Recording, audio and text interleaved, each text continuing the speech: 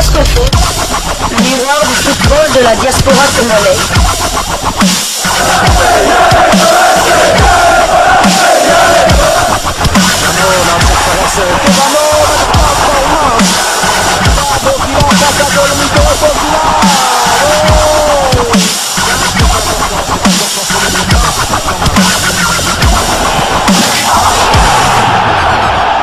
Diasco Foot, le miroir du football de la diaspora congolaise. Vous êtes sur Diasco Foot, le miroir du football de la diaspora congolaise. Diasco Foot vous dit bonjour, tout le plaisir est pour nous de vous retrouver, mais surtout de savoir que vous êtes nombreux en train de suivre votre chaîne YouTube dédiée uniquement aux footballeurs de la diaspora congolaise. Alors que le match RDC Gabon devait se jouer ce samedi 4 juin 2022 à 17h au stade des Martyrs, ce match n'aura plus lieu à cette heure-là, du moins parce qu'on ne sait pas si la CAF va finalement décaler ce match de quelques heures, mais on sait que la Fédération Congolaise de Football Association avait refusé en tout cas tout report de ce match, car l'itinéraire à considérer pour les Congolais et même pour la CAF est bien l'itinéraire Gabon-RDC. On sait que la République démocratique du Congo est à plus ou moins 1h30 de vol du Gabon, et donc il ne devrait avoir pas du tout de complications pour les Gabonais afin qu'ils puissent atteindre la République démocratique du Congo. Alors bien sûr, la Fédération gabonaise de football association a eu à publier hier un communiqué qui informait le public sportif en général et surtout le public gabonais des problèmes qu'avait connu l'équipe du Gabon en partance de la France pour rejoindre Kinshasa. Et bien sûr, cette équipe du Gabon est finalement connu des problèmes techniques avec leur avion qui finalement a atterri en Espagne du côté de Barcelone. Mais ça fait quand même 3 jours que ce problème est arrivé, et la question qu'on se pose: pourquoi la délégation gabonaise n'a pas pris de dispositions pour arriver ici à temps et donc jouer son match? Je vous propose d'écouter le secrétaire général de la Fédération congolaise de football association belge, Sito Atala, qui revient sur cette situation et qui nous parle aussi de ce commissaire au match burundais qui a été refoulé par la direction générale de migration faute de passeport à son arrivée à l'aéroport international de Njili. Et que prévoient les textes dans ce cas? Belge Sito Atala nous en dira à plus dans cet élément que nous vous proposons, et nous nous retrouvons tout de suite après. C'est depuis le 24 mai que la Fédération gabonaise nous a communiqué son plan de vol qui prévoyait l'arrivée de la délégation le 1er juin à 4h, laquelle délégation devait quitter Paris le 31 mai, donc la veille. Alors, depuis là, nous avons pris toutes les dispositions pour accueillir cette équipe, mais chaque fois, les déplacements de nos équipes à l'aéroport se sont avérés vaines. Il y en a de même de l'escorte de la police. Comme nous n'avions aucune information officielle décalant la date d'arrivée, c'est vrai qu'au téléphone, on était en contact. Ils avançaient des raisons selon lesquelles, telles qu'hier, ils ont décollé de Paris. L'appareil a connu un problème technique qui a fait qu'ils aient atterri un peu en catastrophe à Barcelone. Et ce matin, j'étais en contact avec eux. Bon, étant donné que nous n'avions aucune version officielle, c'est nous qui, vers 11h, avons écrit à la CAF en réservant copie à la FECOFOOT pour en savoir davantage, savoir les pourquoi, la véritable raison qui faisait que la délégation du Gabon ne venait pas. Alors, contre toute attente, au lieu qu'on nous avance des raisons, nous avons d'abord reçu à 16h20 une correspondance de la CAF réagissant à la demande de report de la FEDAFOOT, sollicitant le décalage du match pour le dimanche 5 août. Et 20 minutes après, nous avons reçu la demande de report de la FEDAFOOT, à laquelle nous avons réagi, mais nous gardons des reflets de sorte de notre réaction à la presse. Est-ce que ce match, justement, est reporté pour dimanche? Je pense avoir été clair dans mon exposé. La FEDAFOOT a demandé des reports, la CAF nous a écrit et nous avons réagi. La FEDAFOOT n'est qu'une partie au match. Le Léopard ou la FECOFA n'est qu'une des parties au match. dont l'organisateur est la CAF. Jusqu'ici, la décision finale revient à la Confédération africaine de football, jusqu'avant l'heure du match de demain. C'est une procédure qui est en cours, Nous ne pouvons pas faire des déclarations dans ce sens. Le commissaire au match de cette rencontre entre la RDC et le Gabon a été refoulé et hier, donc, à son arrivée à Kinshasa. Pourquoi? Parce qu'il avait perdu son passeport. On écoute les explications du secrétaire général de la Fédération congolaise de football, l'association belge Citotala.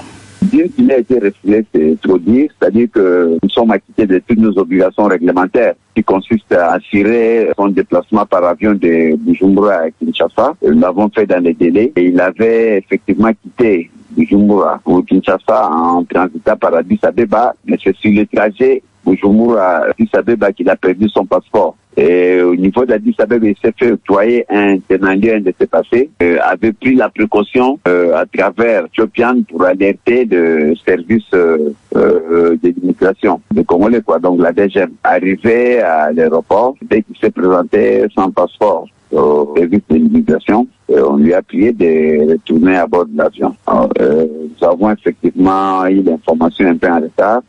Juste le temps de vérifier pour nous de vérifier. L'avion a redécollé avec à son bord le commissaire du match. Et nous avons immédiatement saisi la CAF qui l'informait de cette malheureuse situation.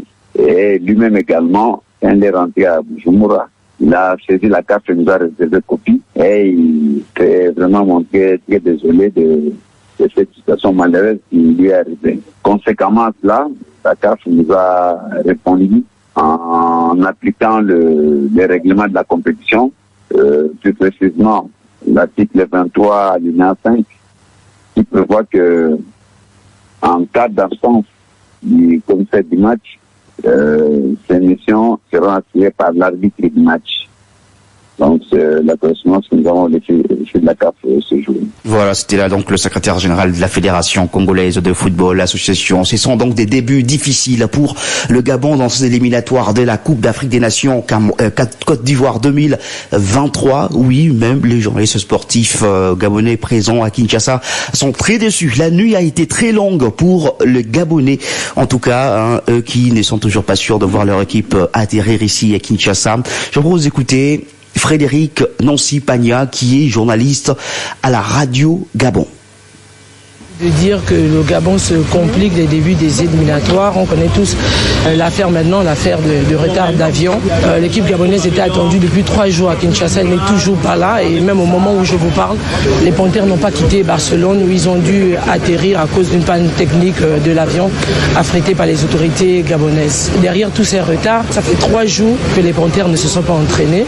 Ça fait aussi 3 jours de mauvaise récupération entre faux départ, nuit à l'hôtel, nuit dans un autre pays. Ça fait quand même des jours de récupération de perdus, en plus des jours d'entraînement perdus.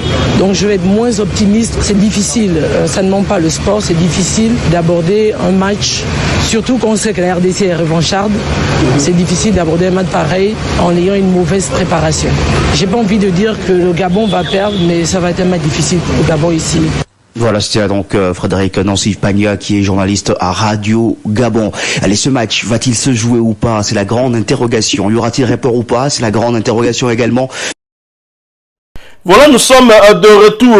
Décidément, ce match RDC et Gabon connaît vraiment des problèmes en dehors de l'équipe gabonaise qui avait mis son quartier général à Paris pour se préparer à ce match. Et leur préparation avait plutôt bien débuté. Nous avons eu à critiquer la préparation de la République démocratique du Congo qui était largement en retard par rapport à celle du Gabon. Mais voilà qu'à la dernière minute, les Gabonais ont en tout cas tout détruit de ce qu'ils avaient fait comme travail jusque-là, avec un planning pour voyager vers Kinshasa mal organisé, et les Gabonais se sont retrouvés en Espagne au lieu de prendre des dispositions, par exemple, pour amener cette équipe gabonaise à Paris et prendre un vol régulier. La Fédération gabonaise de football s'en est tenue à un vol affrété qui avait déjà des problèmes, et voilà que finalement cette fédération qui a tenté qui a tenté en tout cas d'obtenir un report en adressant un courrier à la CAF avec cette demande-là, mais la règle par rapport à des demandes de report dit que la fédération sœur doit donner aussi son aval. Et la Fédération congolaise de football, l'association, a réservé un non catégorique à cette demande-là, pour la bonne et simple raison que le Gabon se trouve à 1h30 de la RDC et que cette décision d'aller à Paris ne nous incombe pas. C'est à la Fédération gabonaise de football de s'assumer et donc d'arriver ici à l'heure du match. Vraisemblablement, nous nous dirigeons vers un forfait, mais on attendra aussi de voir que décidera la CAF. La République démocratique du Congo a trop souvent été victime des décisions très sévères contre elle par les instances fêtières du football au niveau mondial et continental. Et donc cette fois-ci, nous n'allons pas en tout cas reculer et nous pensons que la FEGAFOOT, qui était en avance dans sa préparation et dans son rassemblement, aurait dû en tout cas prévoir ces imprévus et donc ne pas nous soumettre à un tel report qui nous serait aussi préjudiciable, parce que le mercredi prochain nous avons un autre match important aussi, c'est la deuxième journée. On doit se déplacer vers le Soudan. On a besoin d'un temps de préparation suffisant avant cette rencontre-là. Reporter ce match d'un jour nous préjudiciera, mais c'est vrai que les Gabonais qui arrivent sur le coup de 17h, encore faut-il qu'ils arrivent, solliciteraient certainement peut-être un report de quelques heures pour que le match se joue peut-être à 20h. Est-ce que la fédération acceptera cette fois-ci? Rien n'est sûr. Visiblement, la fédération reste ferme dans sa décision, mais on attend d'ici les heures qui viennent. Nous en saurons un peu plus sur cette situation. Voilà ce dont nous avons voulu partager avec vous sur cette situation des Gabonais. Une situation en tout cas qui finalement aura joué peut-être un mauvais coup pour les joueurs qui s'étaient pourtant bien préparés et là qui connaissent maintenant des difficultés. Vous avez d'ailleurs suivi aussi les journalistes gabonais qui s'est exprimé, qui ne croient même plus en une possible victoire de son équipe. Mais vous le savez, des équipes qui connaissent de telles situations, attention, leur morale, au lieu d'être entamée, au contraire, ils sont boostés, partant avec ce désavantage dès le départ. Ils viennent avec de l'envie et plus d'envie encore pour renverser l'équipe adverse. Et donc, prudence pour les léopards de la République démocratique du Congo. Voilà, nous sommes arrivés à la fin de ce sujet. Merci à vous qui nous avez suivis. Si vous l'avez aimé, laissez-nous un maximum de j'aime, mais merci de partager avec nous aussi votre opinion en nous la laissant à travers un commentaire. Abonnez-vous sur cette chaîne Diasco Foot parce que nous sommes le miroir du football de la diaspora congolaise. Encore une fois, merci à vous, avec espoir de vous retrouver très bientôt dans un autre sujet d'actualité. En attendant, portez-vous bien et Diasco Foot vous dit au revoir.